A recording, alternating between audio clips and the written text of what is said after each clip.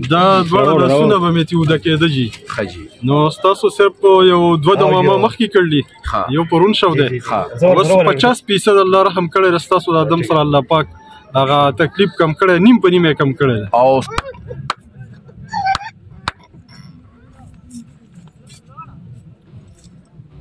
الله الله الله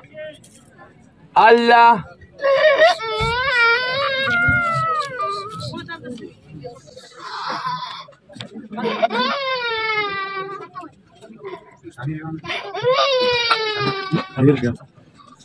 الله الله الله الله الله الله الله څه مسله او تکلیف اوس تقریبا یو دم سره تقریبا 60% ډیر ښه شو 60% او د څونه زمانه تکلیف ډیر ټایم نه تکلیف علاجونه کړیو نو شی وسره بیا هم 100 کالونه کال 2 3 تقریبا 2-3 سال کېږي چې اسا ها اوس خپل تقریبا سپکې شوې ها ټیک نن بیا راغلی باندې د پاره سویا رونه تکلیف ته و دما پیپړې دغه شی کرونا کی ها نو علاج مې 2 کال وکړ فرق مې نه راځي ډاکټر علاج سره کاری صاحب تراله مسلورم ځل نو فرق مې ډیر زیات راغلی څه تکلیف و درته ګرځېدې باندې سامنے شو اکسیجن باندې کنه ها اوس مې اکسیجن بند کړی لاستي مکټ ولا ګرځېدې لانه شم کوله مخکې نه ډیره گزارو کم زیاده علاجونه کړی پیښور او مردان نو قرار ځای مې کتلې ناغه سره څه فایده کېده نه کېده دلته څو پیر راغی دا مې سلورم پیره اوس مې ډیره فایده وشو خوشاله ډیر خوشاله مال دی څومره فرق راغلی دی لکه اوس څه کولای شي اوس ګرځېدې شمه لکه سامې خرابېږي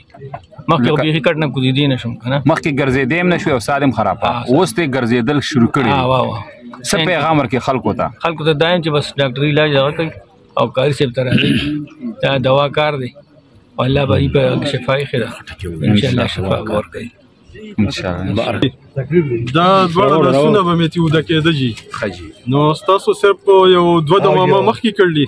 یو پرون شو دی اوس 50% الله رحم کړی ده ستاسو د ادم سره الله پاک هغه تکلیف کم کړی نیم په نیمه کم کړی دی او سنم دی محمد سالار کم ځای نه راځي زه سوات نه جي او تکلیف به تاسو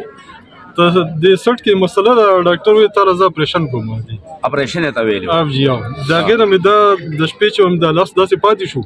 نو بیا به په دړوم ډیر زیات او داسې د غوتی به مې سمې ودی شي او دا په نیمه فرق شوی علاجونه دی ولا کړو جی علاجونه دی ولا کړو او علاج مې کړل جی او پیرا دوه تله مې جی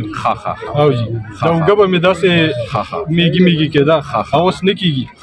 او خکه په نیم تقریبا 50% الله شکر دی